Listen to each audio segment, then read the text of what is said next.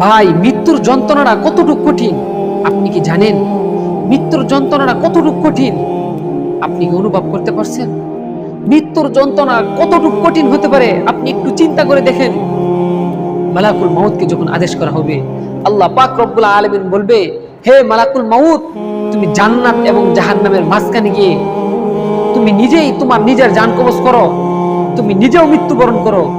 তখন মালাকুল মাউত বলবে, ওগো আল্লাহ, তোমার জালালিয়তের কসম, তোমার ইজ্জতের কসম, আমি মালাকুল মাউত যদি একটুবার জানতাম যে আমাকেও মৃত্যুবরণ করতে হবে, আমার নিজের জান কবজ আমার নিজের করতে হবে, তাহলে আমি এত বড় দায়িত্ব তোমার কাছ থেকে নিতাম না, আমি তোমার কাছে ক্ষমা চেয়ে নিতাম।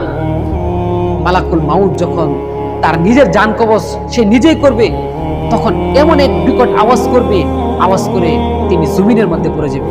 আল্লাহর হাবিব সাল্লাল্লাহু আলাইহি ওয়াসাল্লাম বলেন যে মালাকুল মাউত যখন বিকট একটা আওয়াজ করবে মৃত্যুবরণের সময়, এই আওয়াজটা যদি দুনিয়ার কোনো মানুষ একটু শুনতে পারতো, তাহলে আজরাইল আলাইহিস সালাতু ওয়াস সালামের মালাকুল মাউতের তাহলে তার কাছে যাওয়া লাগতো না, তিনি সে আওয়াজ শুনে মৃত্যুবরণ করত, সে আওয়াজ শুনেই তিনি মারা যাইতো। তাহলে ভাই একটুবার চিন্তা করেন মৃত্যুর যন্ত্রণাটা কতটুকু কঠিন। মালাকুল মাউত যখন তিনি তার মৃত্যুবরণ করবে, তার নিজের জান কবজ তিনি নিজেই করবে, তখন বলবে, আল্লাহ, মৃত্যুর যন্ত্রণা এতটুকু কঠিন, আমি যদি আগে জানতাম, তাহলে আমি যখন মানুষের জান কবজ করেছি, তাহলে তাকে আমি এতটুকু কষ্ট দিতাম না, তাহলে তার মৃত্যু তার জন্য আসান করে দিতাম, সহজ করে দিতাম। তাহলে ভাই একটুবার চিন্তা করেন মৃত্যুর যন্ত্রণাটা কতটুকু কঠিন। আপনি হয়তো জীবিত আছেন, এই জন্য আপনি বুঝতে পারতেছেন না মৃত্যুর যন্ত্রণাটা কতটুকু কঠিন। যারা মারা গেছে তারা বুঝতে পারতেছে মৃত্যুর যন্ত্রণাটা কতটুকু কঠিন।